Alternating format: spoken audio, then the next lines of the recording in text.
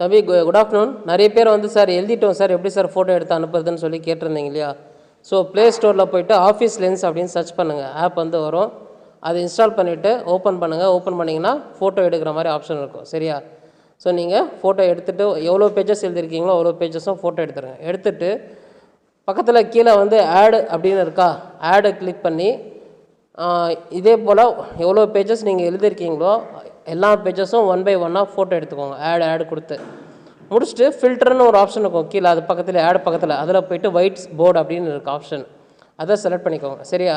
So இதே போல் ஒவ்வொரு டைமும் நீங்கள் என்ன பண்ணுறீங்க, ஆடு கொடுத்து எல்லா ஷீட்டும் வந்து ஆட் பண்ணிவிட்டு கடைசியில் கூட நீங்கள் எல்லா ஷீட்டும் வந்து ஃபில்டர் கிளிக் பண்ணி உங்களுக்கு எது கிளியராக இருக்கும், மேக்ஸிமம் ஒயிட் போர்டு வந்து கிளியராக இருக்கும், கொடுத்துட்டு டன் கொடுங்க. டன் பண்ணிட்ட பிறகு மேலே டைட்டிலில் உங்களுடைய நேம், ஃபுல் நேம். சரியா?